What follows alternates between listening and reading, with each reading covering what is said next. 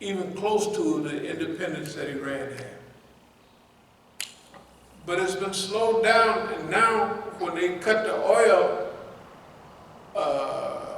outgo, it hurts the Iranian economy because they diversified quickly, but they could have diversified even quicker. They produce a lot of they produce cars, they produce, man, they got greenhouses, they got all kind of stuff in Iran. It's modern and up to date as anywhere in the world. But the people who are in the ministries now are of the stripe of we got to get along with America because they can help our economy. That's exactly opposite of Ahmadiyya. No, you don't kiss they behind. If you remember him, he was on the money. You remember the interviews they used to have with him? He could have more interviews than anybody, although everybody hated him. Boy, but they be trying to catch him. And he was the Time magazine, Man of the Year? Probably would have won twice if they ain't want him to win. They gave it to a group, but he would have won twice. Look, this guy was sharp. Yeah. Now, another thing is, he's a friend of mine. And guess who knows it? Everybody? The Americans know it, right? Everybody knows. Now imagine, the proof of it is when I get beat upside the head in California, the first thing you see on the tweet is on his, I didn't read it, but I heard it was on his thing, right? Okay, if it was on there, he said something about the U.S. can't even protect, da-da-da-da-da. All right. Now here's dear Rouhani. But Rouhani doesn't particularly, let's say, I can't say he don't like me or anything like that, but I'm not his homeboy. I'm not his homeboy, and nobody has given him, this is from a couple of years ago in Iran.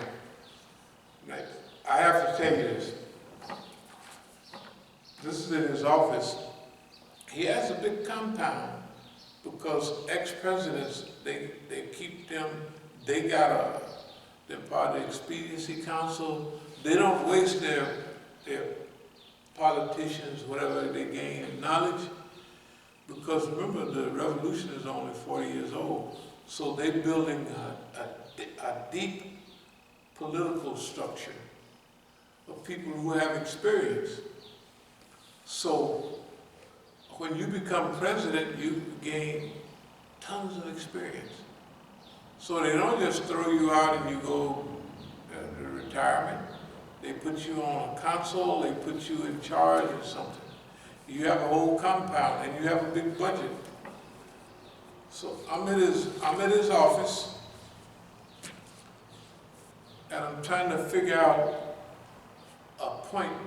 I'm trying to tell him something that is very deep and very, and so he could see me thinking about it. He said, "That's all right, our hearts are in communication."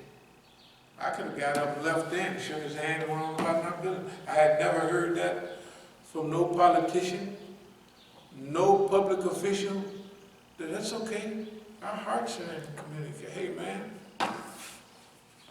So, and you see, and I'm telling you, I was getting ready to go, the doctor almost had the knife out to cut my head open. And there's a phone call come and it's him.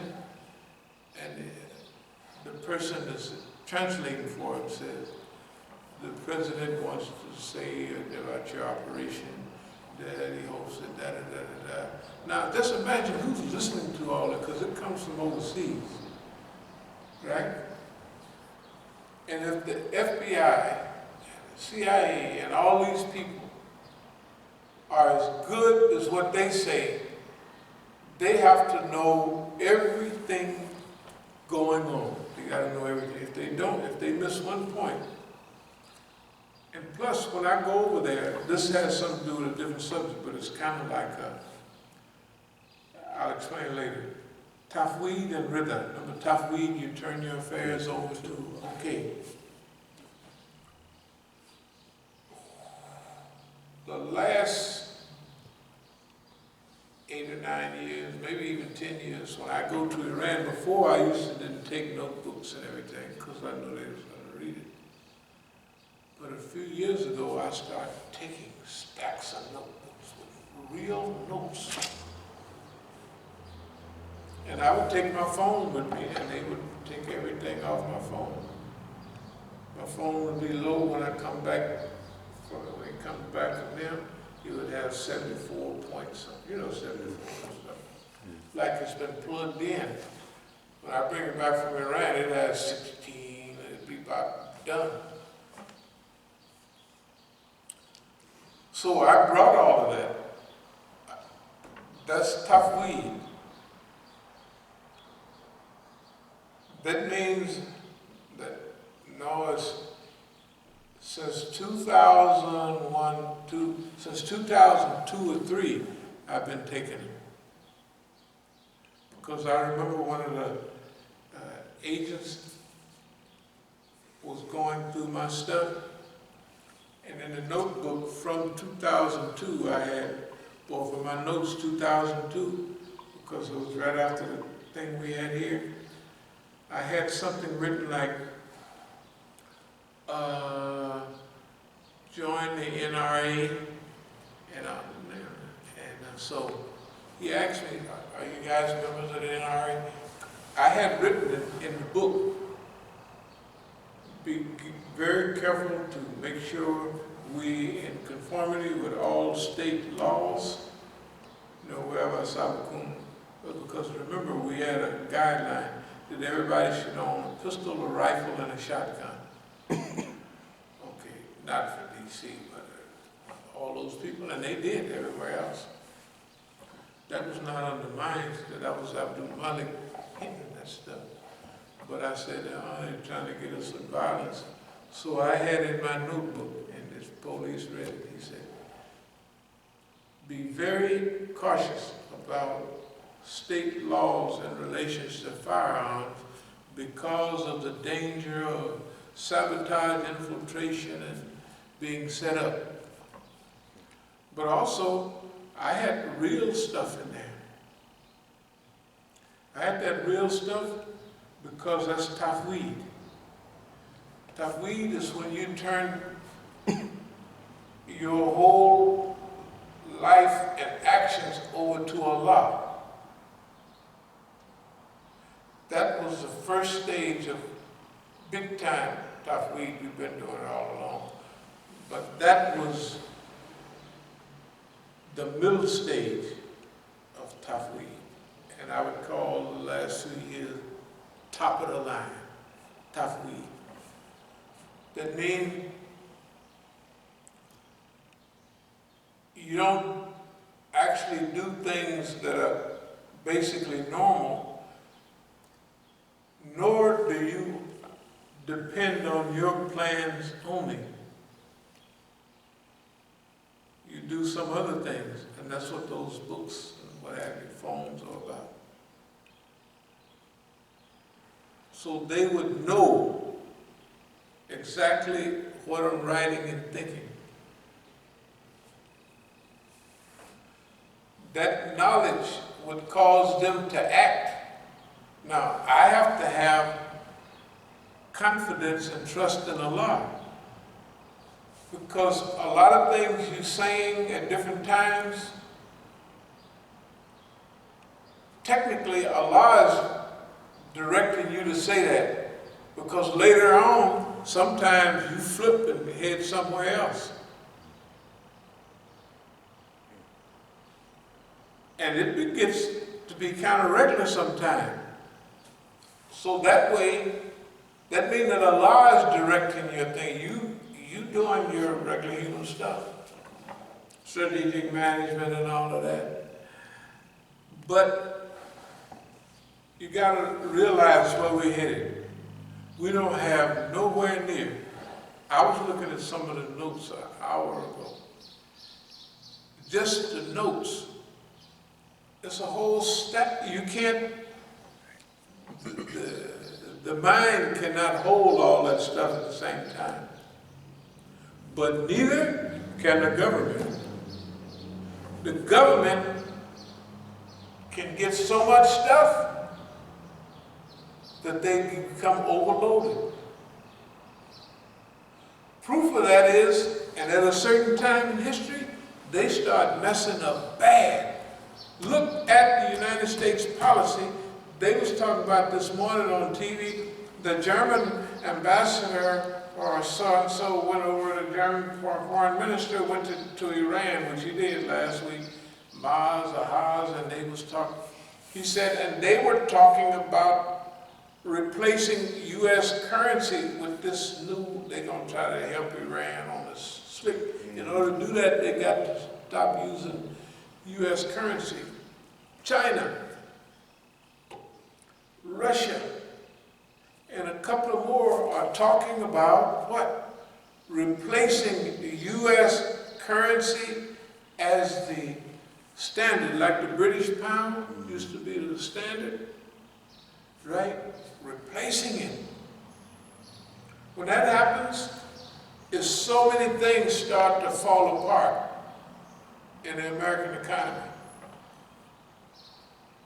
Number one, when I used to live in South America, I looked at the millions and billions and zillions of dollars that went overseas. When it goes down there, the government can estimate they have so many billion or trillion outside of the United States. It's not coming back in. What can the government do? What can it do? What does it do? It estimates how much went out and they print it. They just print it. If it's a quick example, Pablo Escobar told the Colombian government, if you refuse this treaty, extradition treaty with the United States, remember that was back in the 90s? He said, I'll pay off your foreign debt for Colombia. It was $4.5 billion. That's the beginning of the money that he had. He told, how much money does he have down there? How much money did they bury in a hole and we don't know where it's at? They get to print all that. They estimate how much money gone overseas. And remember, the gold standard, you can change American dollars anywhere in the world. On the black market. Anywhere.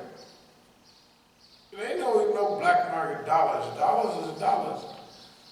Some countries you can get this astronomical, how much you can get. U.S. credibility, the trade wars, the economy, bashing up friends, beating up on Mexico, beating up on Canada, threatening the whole world, right? So therefore, they're doing their own self in. All right. So now if you take the basic USA, if you take the USA right now, you see that they're in bad trouble. Because the world, they unified the world against who? Themselves. They jumped on the whole world. When? All at the same time. Instead of taking a little piece out of this one, a little piece out of that one, they go and they jump on everybody at the same time. That's insanity. Nobody would do that. Nobody would be that arrogant. I don't know who hired Donald Trump, but I believe that they hired him to destroy America. He's doing a good job. The old thing Humpty Dumpty sat on the wall, this guy sat on the wall, had a great fall. All the king's horses and all the king's men will not be able to put America back together again. It would take decades just for credibility. Or you never know, people would be so happy. Anyway, symbiotic relationship. Now remember, this is the Negro here from America. This is the main article in the political newspaper in Iran. I'm going to get to what the symbiotic relationship means. And who knows about all of this stuff anyway? Revolution from Egypt to the Americas. I know I've been through all this together before. Oakland and the American Islamic Revolution. Imam Jamil, Imam Luqman, and me. I'm going over the same ground that we've been over before, so we will see what the symbiotic relationship between Iran and us is. Of course, this is rock bottom. There's no other American with a picture like that. But you could see how would something like this happen? How would something like this happen? How could you call the Oakland Police Department? How could you go to the hospital and file a report at the hospital? Right? How could you file a report and you have the numbers? Because it's a November report. And the Oakland Police Department don't follow it up.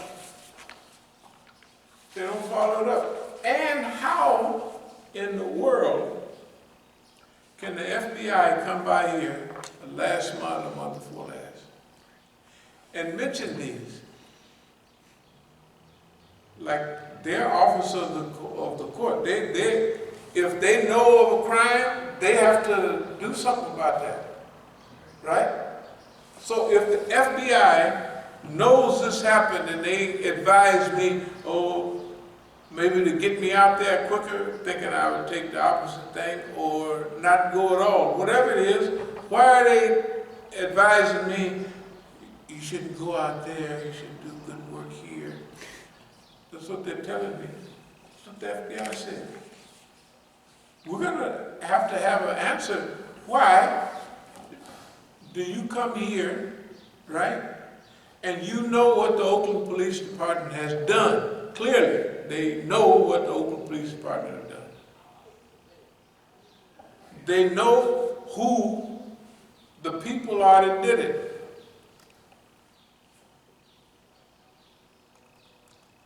And you know, people like Ali, he's from out there. Every time I see, he said, yeah, man, you got, what do you call it? Man is stalking you, man. In other words, I could kill him because I'm being stalked, right? If I was in the Masjid right now in Oakland and I was attacked in the Masjid, right? If him and his wife came to the Masjid, if they just came there,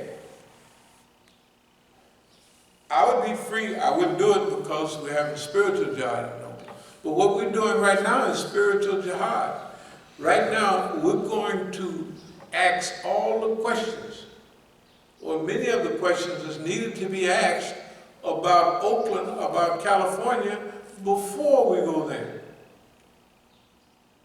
Like all the programs that we have coming up before I leave for California, except for the Juma. The Juma will be like they've been, religious, Allah and His attributes, that kind of stuff. That's okay. But all the rest of them, Tuesday, Thursday, all of them, next Sunday, will be questions asking detailed questions about the people in Oakland. Why, how could they behave that way?